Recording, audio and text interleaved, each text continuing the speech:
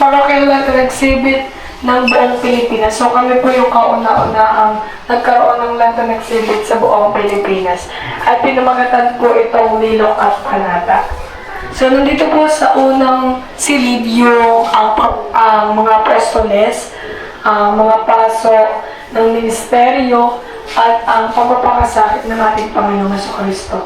So may tatlong room po tayo na mapupuntahan, kung saan yung ikalawa po ay so ayan po yung mga litrato ng tuwing nagaganap ang Santong Araw sa bayan ng Paerte.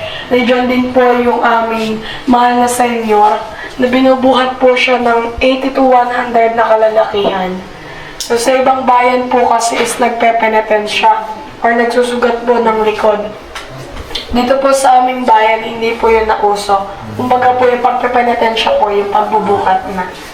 So, ayan po yung aming miniature ng Mana Senior na meron pong pagkakahalintulad sa malaki. Ito po ang aming miniature na Mana Senior. Ayan po ay tuwing Miyerkules Santo ay pinaliligon na agwa de Colonia na may halong ng banog.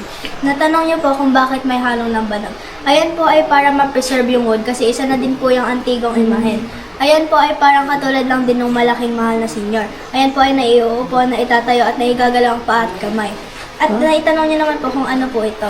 Ito po ay tangatak. Nagsisilbi pong palakpak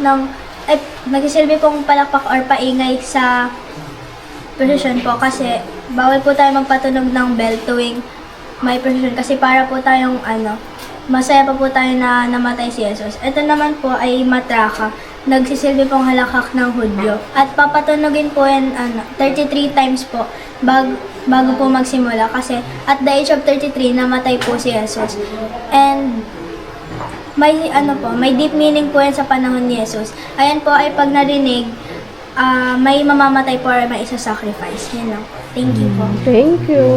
So, nandito naman po yung mga pagpapakasakit ng ating Panginoong Jesucristo. At isa rin po dito yung mga imahen na matagal na or antique. So, yung mga Hudyo po ay pinaglalaroan ng ating Panginoong Jesucristo. At sinasapok, sinisipa. At nilagyan po siya ng piring na transparent. Kahit alam naman po nila na makikita ni Kristo yung mga gagawin sa Kanya. Kahit po gano'ng kakapal, ay makikita pa rin po ng ating Panginoong Jesucristo kung ano yung gagawin sa Kanya. At nakikita sa sanlibutan. So nandito rin po yung isa sa mga sikat na imahen or tampo. Kasi po, ang nag-ukit po nito ay si Jose Caancan. Sino nga po ba si Jose Caancan? Si Jose Caancan po yung dating barbero ni Dr. Jose Rizal. So, ito po siya. Ito po yung ukit niya. So, bali yung Hudyo po ay hindi. Ito pong Hudyo, yung nakakatakot. So, nandiyan pa rin po yung mga ilang papapakasakit. Ito po yung papainam ng apdo at paghuhubad ng dingit. At dito naman po, naipapaliwanag po na yan po ay isang troso na inukit. Bagamat makikita nyo po sa ibang lugar, ang pagpapako po sa krus ay naiiba po yun sa amin. Gawa po ng amin po ay nakadikwatro. So isa po siyang troso lamang. At hindi po siya ginamitan ng pagpuputol. Like, pinutol po yung paa, hindi po. Kundi inukit lang po siya ng dire-diretso. So, yun nga po, meron po akong nasabing dalawang pangsilid. Nandun po yung gumagalaw na imahen at ang muling pag-abuhay ng ating Panginoong Jesucristo. So, meron lang pong konting hakbangin o church step na lang po. So, ito naman po yung aming segunda patrona, ang mahal na Birhen ng Pilar. So, kung saan po nagpakita po ang aming pong patrona si San Santiago. Nandito po tayo sa kwarto ng pag-ibig, kung saan dito po niyo matatagpuan ang aming mahal na Senyor.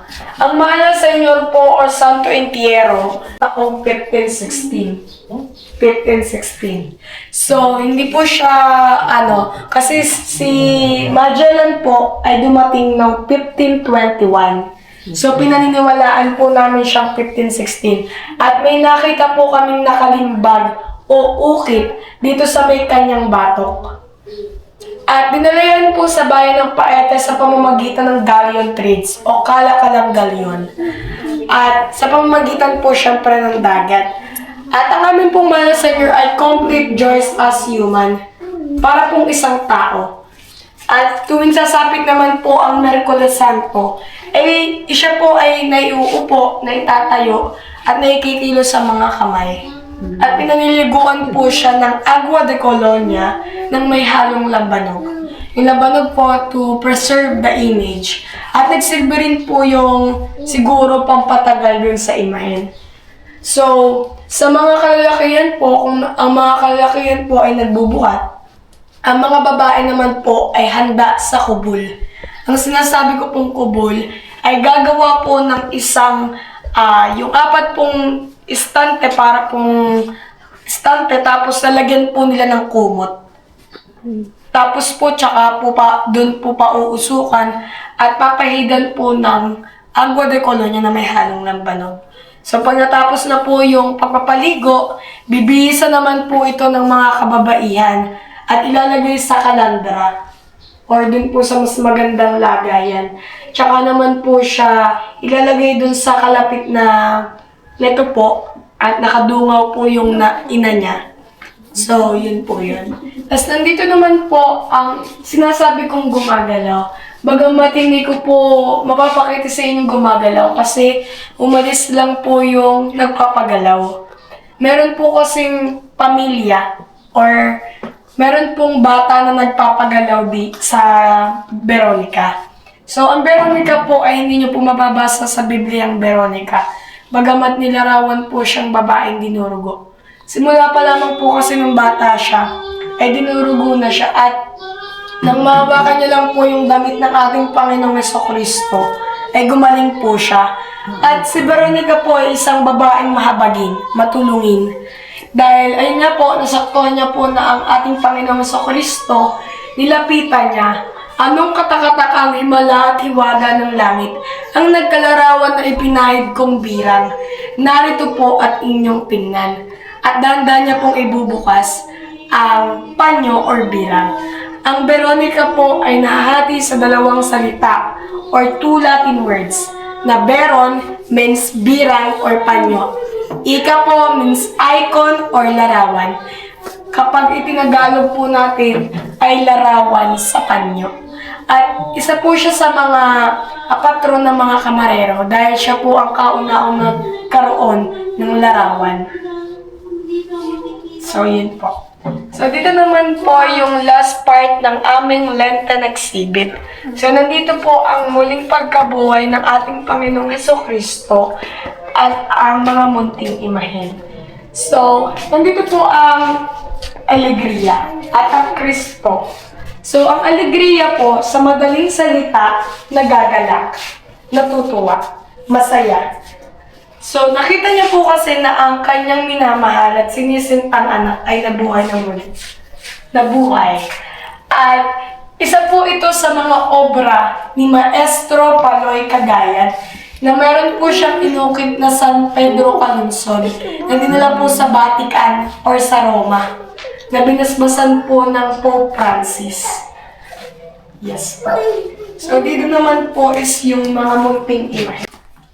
So, yung mga munting imahen po is pinangunahan po ito ng mga kabataan at nagsimula po ito noong 2012. So, nakita po kasi ng simbahan at ginagawa po itong santo. Tapos binibisan po ng dahon na parang pong nagsilbing tela. at pinoprosesyon po nila sa kanilang barangay. At yun nga po, nabigyan pansin po ng aming parokya. Kaya po nagkaroon ng ganito. At nagsilbi po siyang training grounds ng mga bata. Kasi po, baka sila po naman yung magmana o magmay-ari ng malalaking imahen. Kung paano ba bihisan, ano ba yung tamang ilagay na aksesorya, ano ba yung tamang hawak, para po nagtatraining na nila. So, yun po yun. At yun po ay yung amin pong patron na si San Santiago Apostol, ang patron ng Malakbay. Yan po yung aming patron. So bago po yung